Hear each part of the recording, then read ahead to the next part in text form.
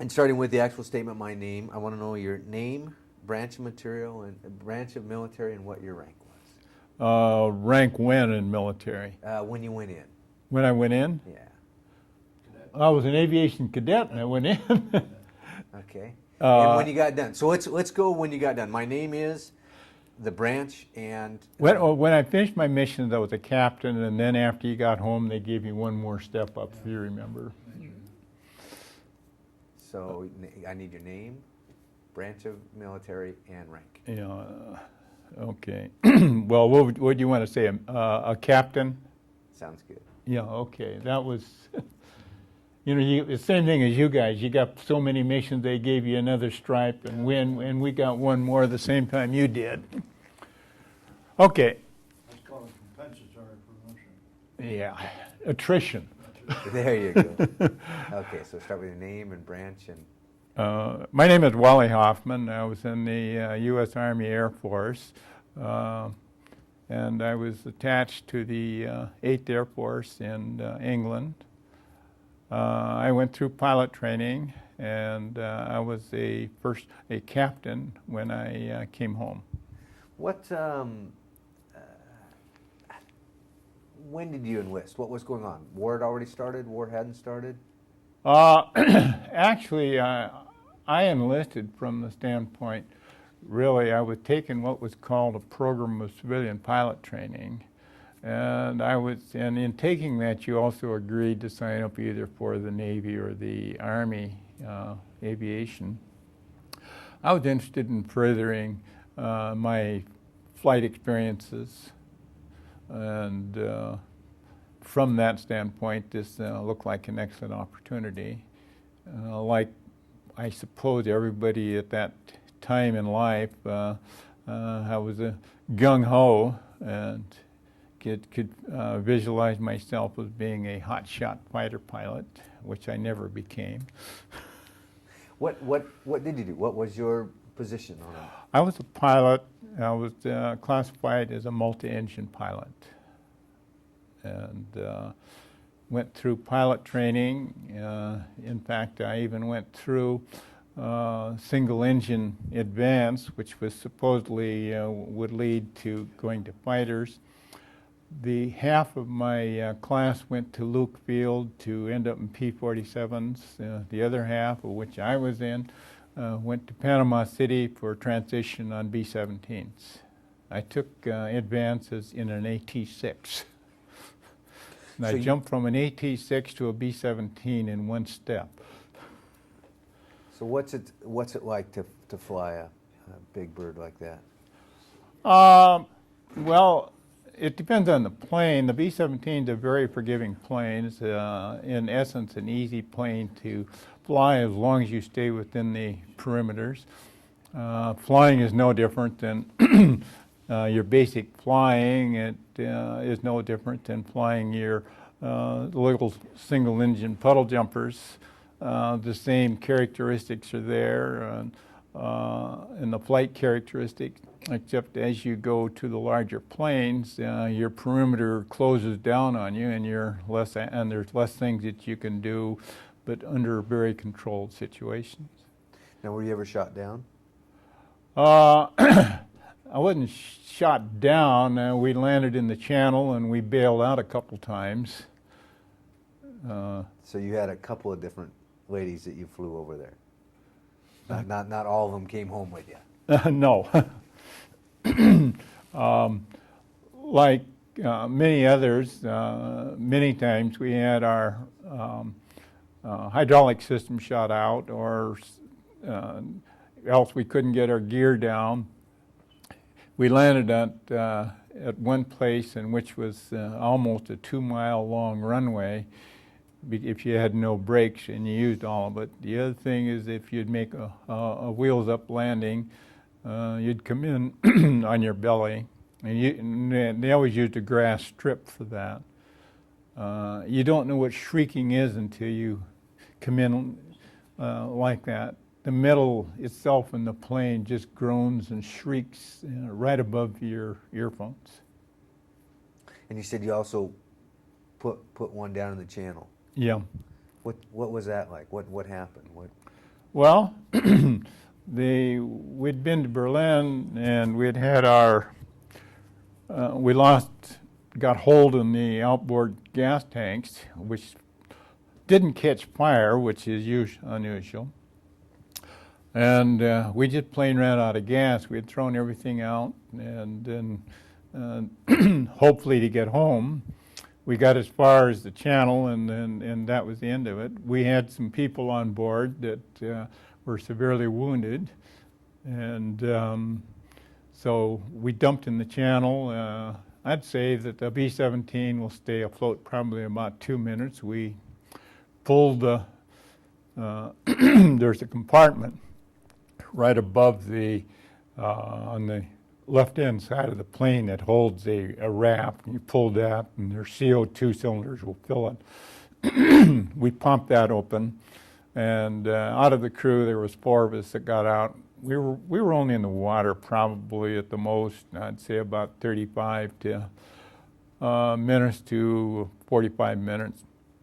We were picked up by Air Sea Rescue. We had already alerted the RAF, and they were circling us as we came in and dumped down.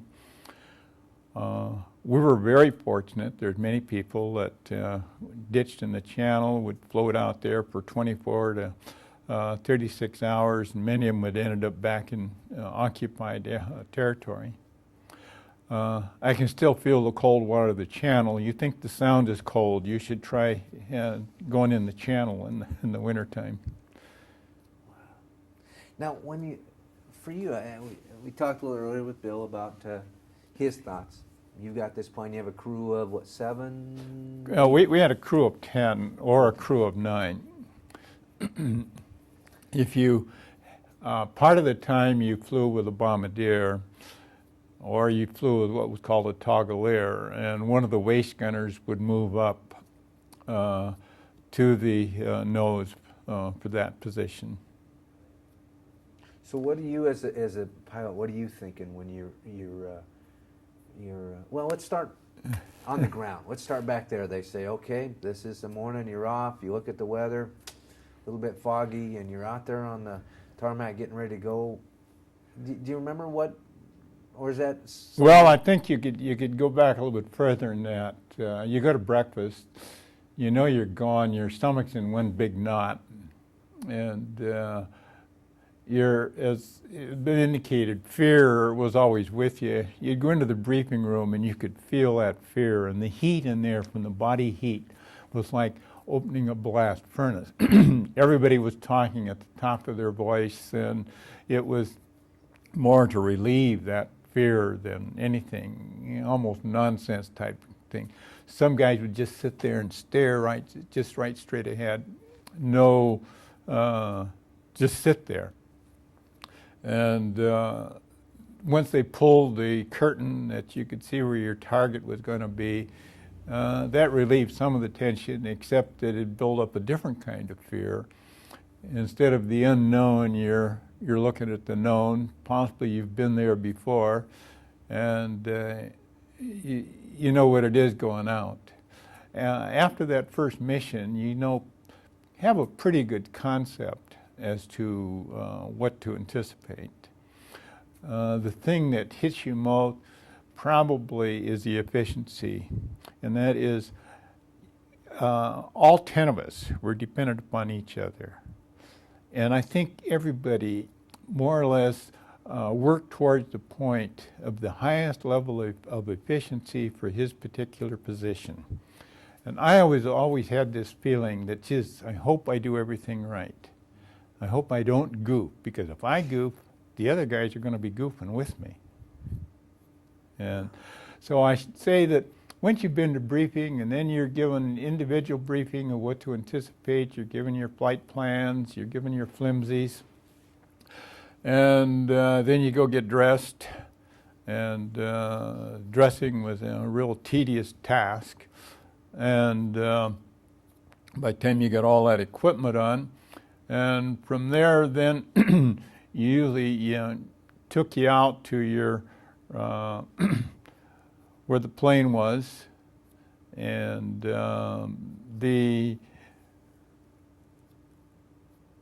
getting out there was usually by jeep or by truck. It seemed like every vehicle imaginable was there. You'd load off, and the first thing that I did, along with the co-pilot, I'd go talk to the crew chief. Any idiosyncrasies on the plane. In the meantime, the other crew members would usually check and put additional ammunition on, check their positions. And the other thing, that the last thing you did usually was to run the props through so that there was no oil lock. This had probably been done because it had been pre-planted, but everybody participated. You ran those things at least 2 revolutions, and those things were not easy to turn over. And the thing I think that was real important, we all had positions, but rank didn't mean anything. And it didn't mean anything whether you were an officer or an enlisted man. You were 10 men bound together in one little airplane, and your lives depended on each other. You operated as a unit, and you were a unit. And if anything is stuck, I believe, with me personally, would be from the standpoint that of working with people, through people, and also acknowledging them as individuals. In other words, everybody's an individual, and acknowledging that. And I think that helped me a great deal in my professional work with the state in managing a department. I still carried that same basic attitude, and it works, and people respond, and everybody responded equally. And I think that the Air Force, especially 8th Air Force, was unique from the standpoint that at least the commanding officers had to fly, and everybody recognized the importance of the crew and the unit as a crews. So we did things together. We went on leave together, and we did, in other words, we acted together as a group, almost as a family. Do you have any contact with any of the people anymore? At the present time, there are only 2 others that are living. After we were ditched, the crew was split apart because two of the individuals went to lead crews, and so we still maintained that camaraderie that built up. We kept track of each other, and it was rather interesting. We all more or less finished pretty close to the same time. Did you have a nickname? Wally. That was it. Wally. That was it. Yeah. Huh. What about when I heard you talk about kind of the ritual, going out, getting the plane ready, and all that? What about superstitions? Did people? I'm not superstitious, but pretty soon you found yourself doing the same thing in exactly the same way. And I think this was a thread that ran all through. In other words, you dressed the same way, you did this in the same way, and you did things in the exact sequence that you had done. And those are the things that I wouldn't say we were superstitious, but with that underlying fear that, hey, here today, gone tomorrow, I'm not going to push anything. Did you know any of the other pilots or anybody that you looked and you guys might have joked a little bit and said, oh, you know, Shorty over there does something every time he gets on the plane? Or it was common knowledge. I think that I don't think that we ever talked much about it. We all knew it was occurring, and especially there was no ridicule because this thing was a survival factor. When we started, we had a life expectancy of about 3.5 missions, and after that, you were on borrowed time. And the attrition rate of the air crews in the 8th Air Force was, of course, very terrific. And how many missions did you fly? I flew 35 missions. And I feel even today that I'm probably living on borrowed time. In respect, I'm like many, many others. I asked the question of why. Why did I come home? and so many of the others didn't. And I think that in your memory you see these faces, but you don't see them as they were killed or you know, something like that. Probably the biggest loss occurred from planes just exploding in the air. I don't know. As I understand, let's see, there was somewhere around 55, 60,000 fatalities in the 8th Air Force. I don't have an exact number. I know they killed more men in the 8th Air Force than what they did in Vietnam. And and I think the MIAs on that was somewhere around 32 to 35,000 that were MIAs. In other words, what happened, the plane blows up in the air out there, and all you see is a big flame. You see bits of smoke and little pieces of debris going by, and that debris could be body parts, could be a part of an engine, could be anything.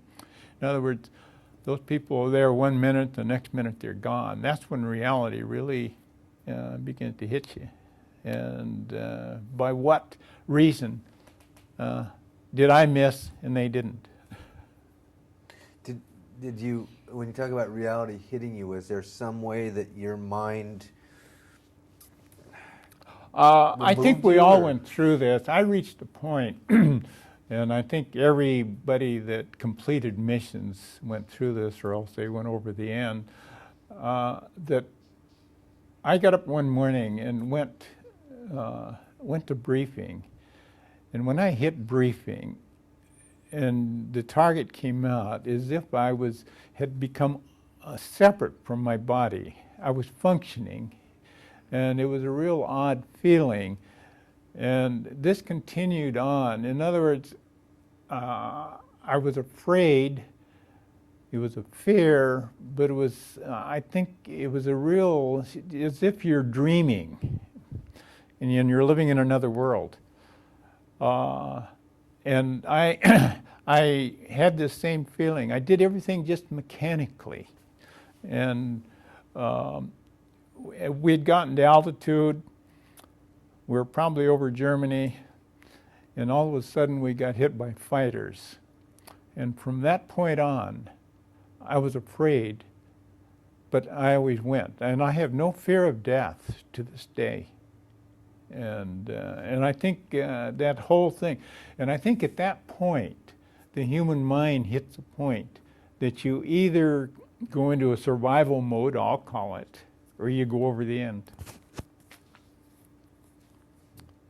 Now, free time, because it sounds like you had some free time over there, and it sounds like maybe you met an English woman over there, maybe? Yeah, I married we were on what's called a flak leave, and instead of going to one of the camps, the ball turret gunner and myself went to Blackpool. And while at Blackpool, we went various places, and where we were staying, they had this one old fellow, he works in the aircraft industry. He took us to all the pubs and said, here's a good place to meet people, and here's another good place to meet people. And you couldn't find a better host. So we went to what's called a large dance area. It's called the Winter Gardens, and I met my wife there. We will have been married 52 years this year, so you can't say it doesn't work. She was in the Royal Air Force. How does that happen? How do you have a romance during a war? Well, you don't. But the thing is, I think that the thing that attracted us more than anything else was the ease of discussion. And I think also the thing that I didn't recognize, but I do look back now, she recognized the trauma that we were going through, having been in the Air Force. And she, from that standpoint, there was a relationship built up, not necessarily totally through conversation or anything else. And it's more of a total broad relationship, and I think that's what's held us together. I think that other people like Bill, we have certain idiosyncrasies that we developed from trauma, and I think that if our wives had not lived with that and recognized that, we'd be long gone. So did you court while the war was going on, or? Well, as much as possible. Because you didn't have a lot of free time. You didn't have a lot of free time, because you never knew when you were going to go on loading, and so you couldn't go very far. It was almost impossible to go east and west in England. You can go north and south the way the train system's around. She was in Blackpool, which was on the west coast, and I was in Polbrook near Peterborough, which is on the east coast. And it used to take me, I think somewhere around 4 hours. We used to meet at what's called Warrington, which is the rail center for all of England, which wasn't too far, and we'd meet there. You try to find somebody in a train station. So could you send letters back and forth in between? Oh, we wrote back and forth, and there was no phone service or anything that you could call, and we wrote notes back and forth and on the thing. So I assume a letter had to last a long time. Well, that's true.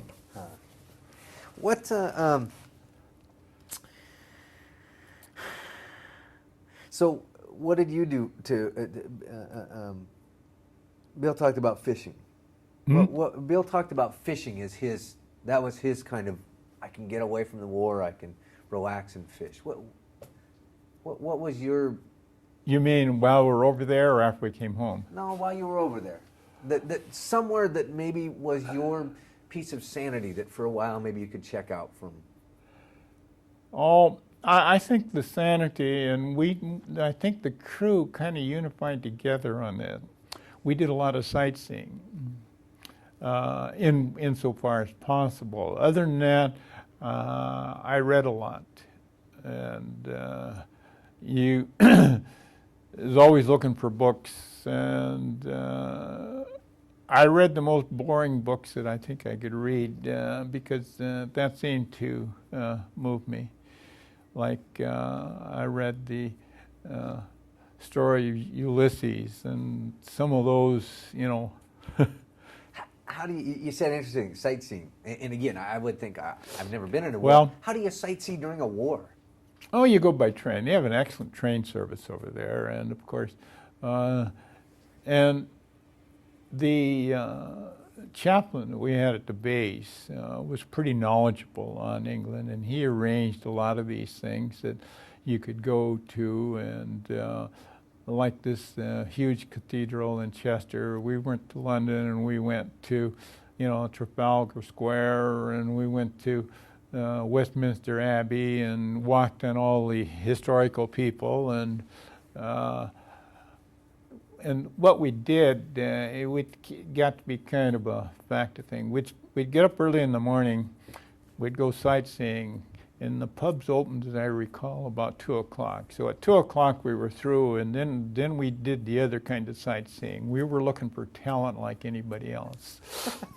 But that's about as far as it went. Insofar as romantic appeals, most of the guys, at least in our crew, and nobody was shacking up with anybody or anything else. And it was more a craving for female companionship.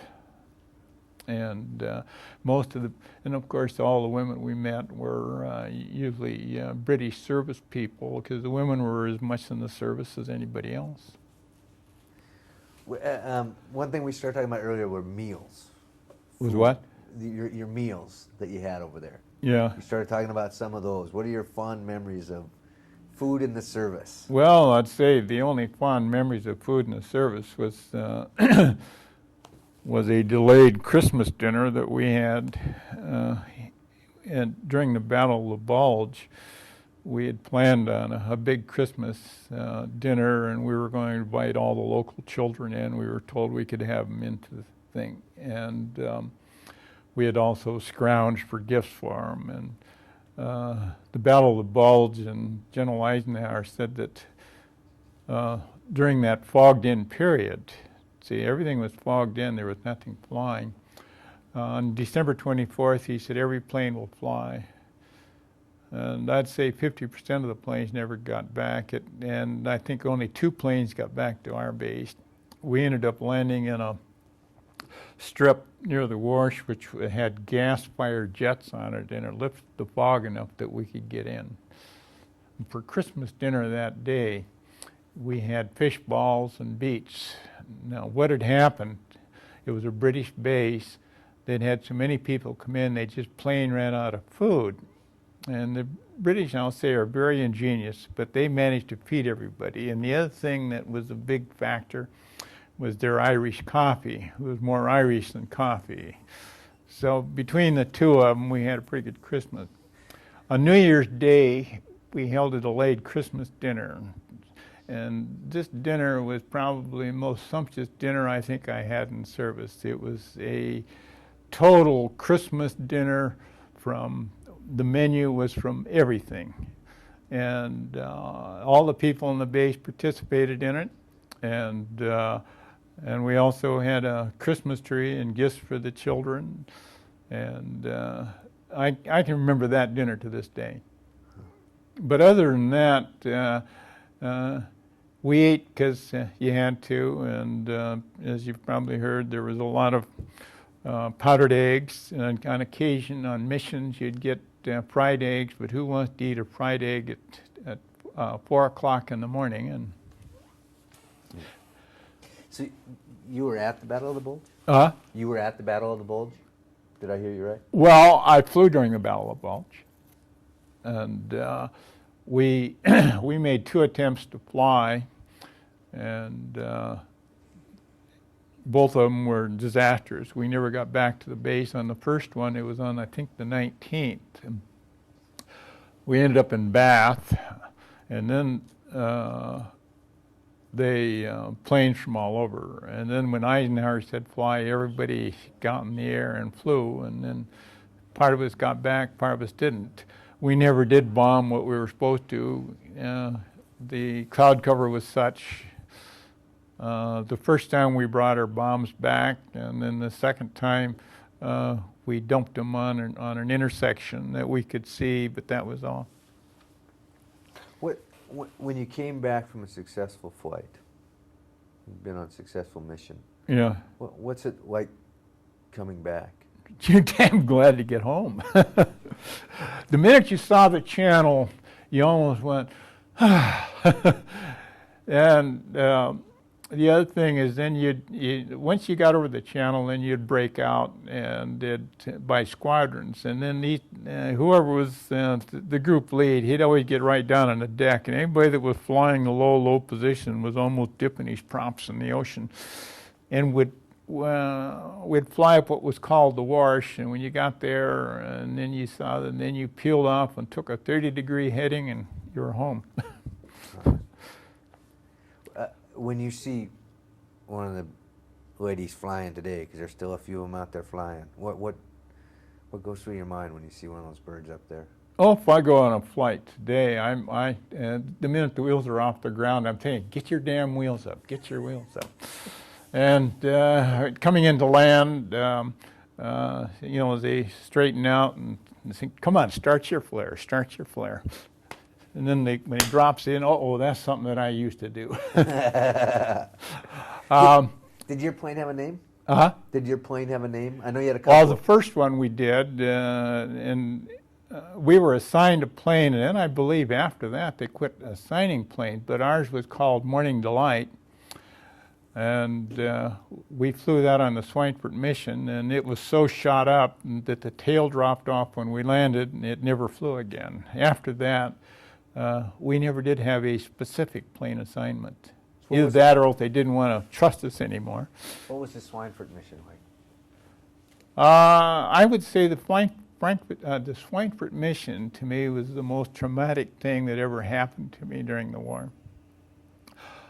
I don't think up until then, this was my 4th mission, and I had seen planes go down and I had seen them explode, but I had not seen the fury and the explosive nature of being hit totally in almost total annihilation by fighters coming in.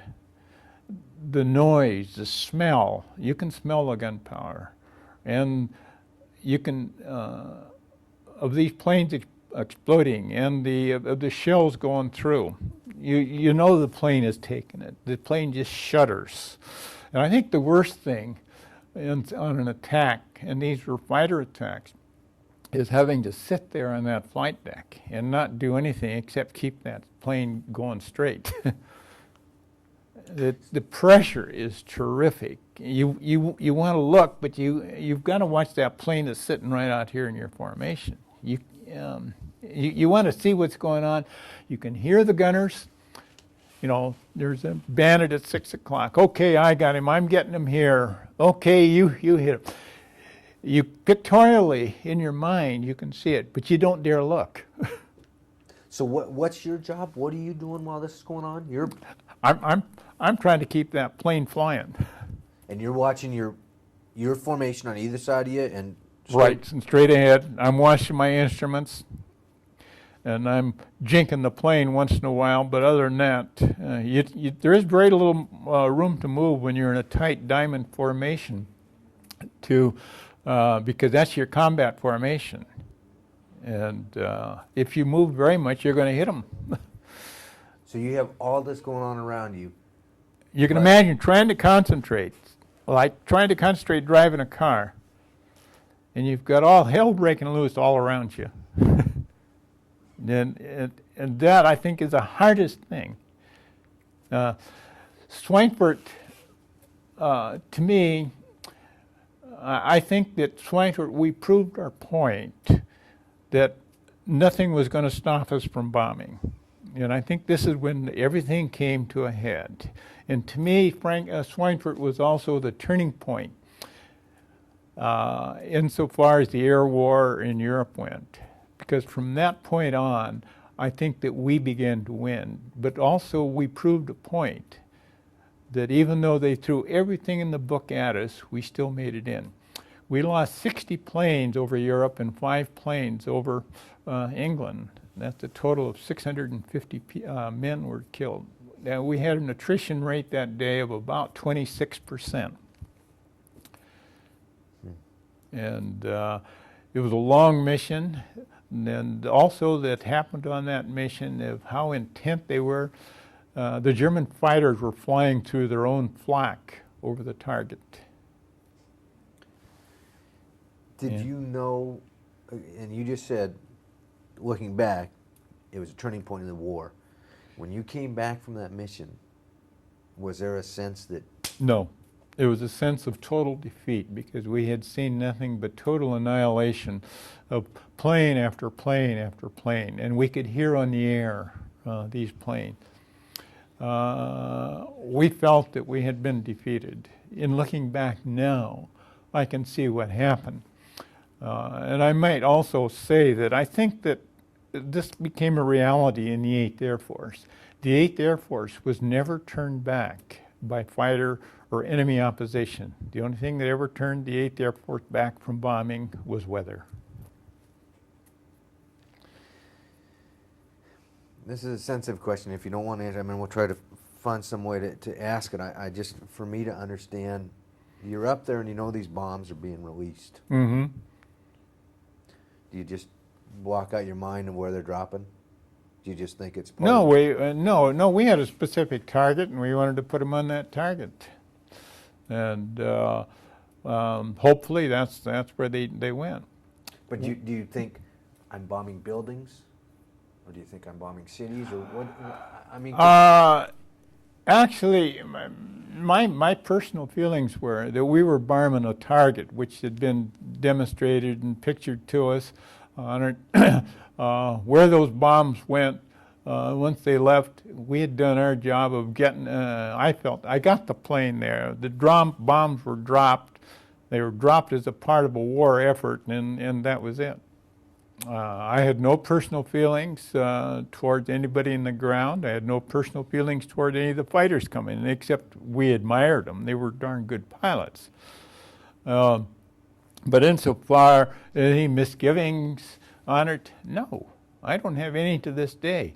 And I can also rationalize from the standpoint that, in a sense, Germany started it. When they bombed Coventry and some of these other places, they asked for that.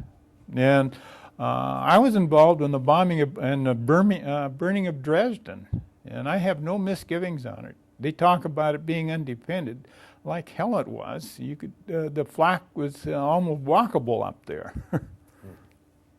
But insofar as the people keep saying today, what a terrible tragedy and thing that was done, of the burning of that, both Bill and I have seen some of the segments of the burning of London. And so, to me, in the time of war of that type, both used every advantage they could, and that was part of it. Where were you when you heard the war was over?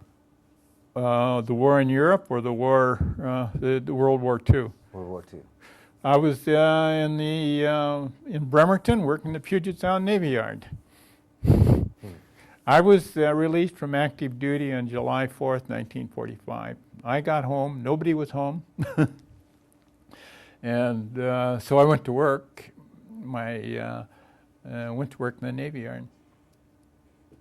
Did you find, what do you say, 35 missions? Huh? After I did flying 35 missions. 35 missions. Rather interesting.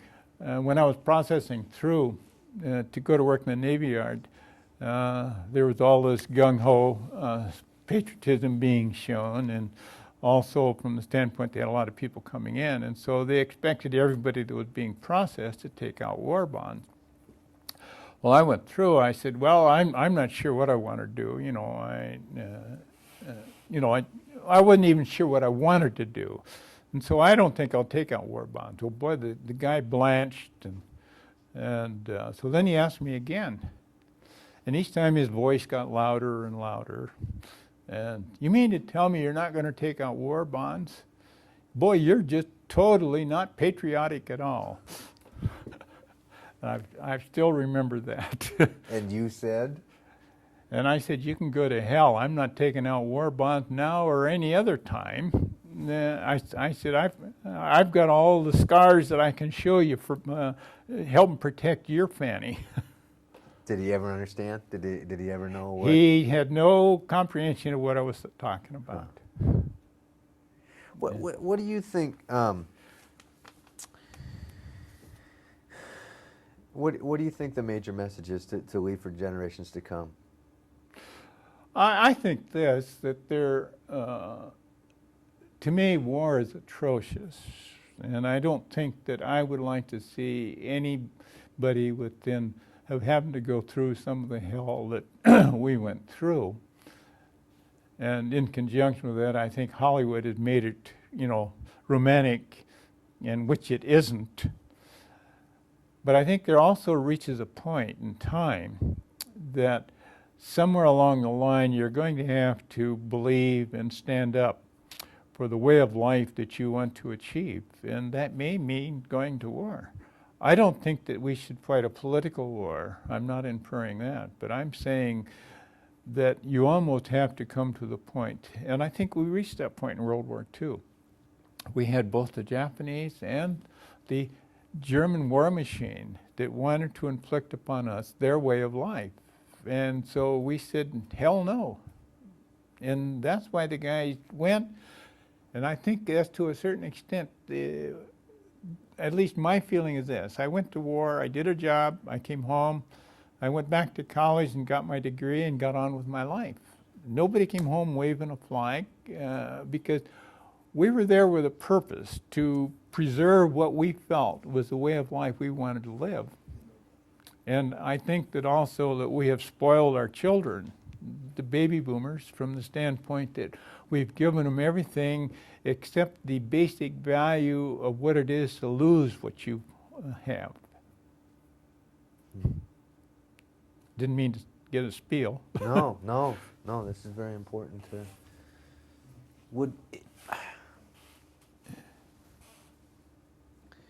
did you understand that retrospect when you were out there fighting? Did you understand what you were fighting for?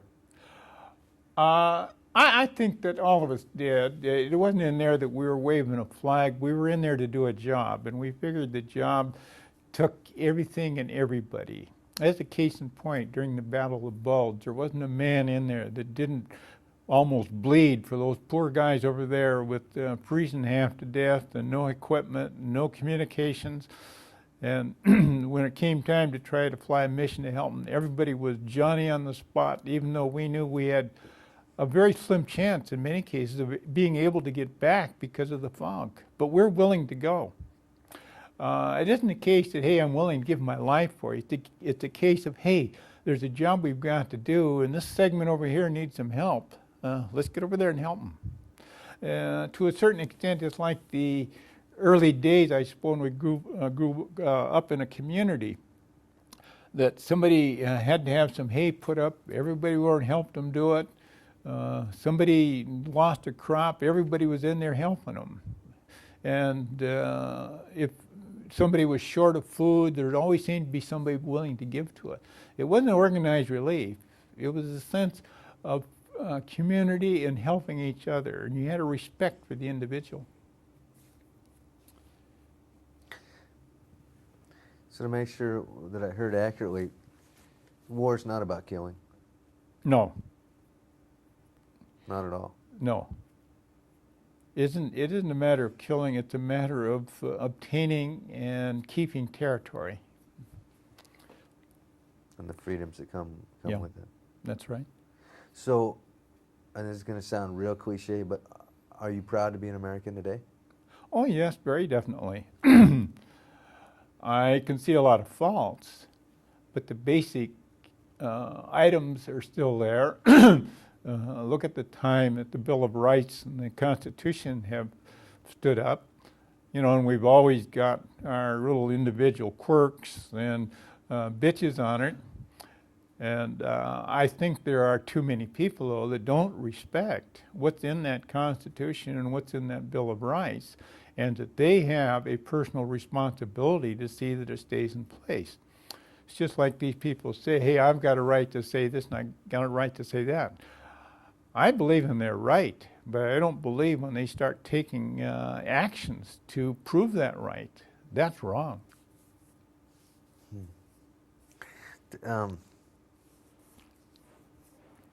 My mind went blank for a second there.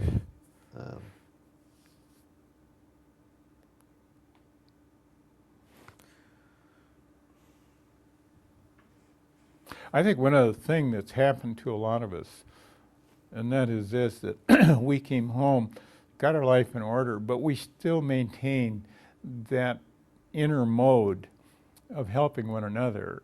In every one of us, in talking to Bill and some other people you're going to interview, have all done a great deal of community service.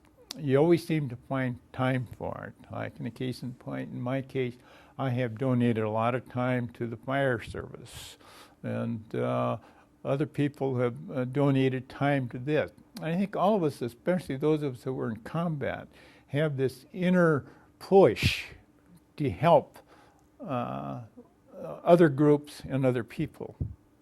In other words, there's a community service factor that I guess gets built into you. That's interesting. I could see where it goes back to that community you talked about that you formed in over there, bringing that community back and still. That stayed with us. Yeah. What was your best memory of being in the service? I mean, is there anything you think of and you think you look back and say, you know, that's a pretty damn good time? And I would say probably the one of the best memories was when we graduated. You know, the idea that, hey, I made it. And then I don't think that I've ever fully appreciated this difference between officer and enlisted men. And I say that's one of the best times. And I think the other thing is that during crew training, as we got to know each other, we had some real good times together. We went out and we partied. We went out and we went fishing. And we did all kinds of activities at that time. We used to play each other in volleyball. And I can remember those as real good times.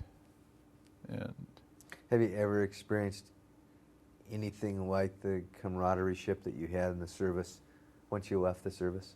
well, only with those people that, for instance, there's a basic camaraderie that exists to those of us that flew in combat. And I think that it exists to anybody that's been in combat.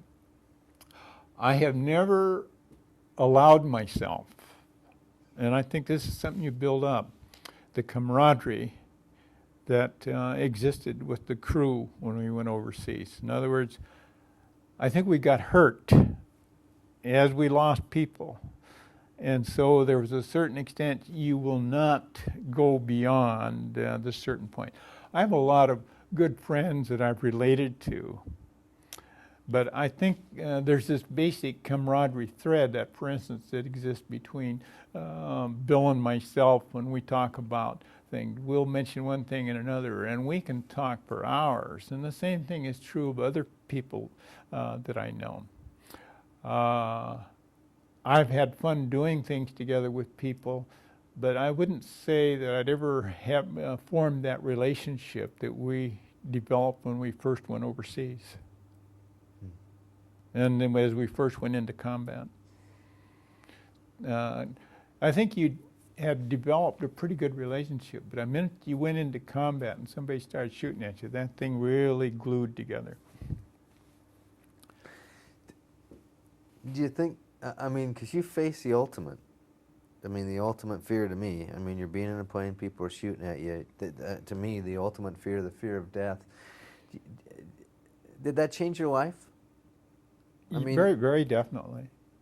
As I said, I have no fear of dying. If anything, I don't have any fear of falling off a bridge. I'll walk on the edge of a bridge. I'm not going to do anything foolish, but I don't have any fear of that time. Personally, I had been diagnosed about 5 years ago of having cancer and was given 6 months to live. That didn't bother me in the least, except that I made up my mind I'm not going to let it beat me, and I'm here today. And I think a lot of it is mental attitude. And this is a mental attitude that comes along with this fear trauma that I mentioned. I think we're survivors is what we are. I would say so. That is it. Let me get you unmiked.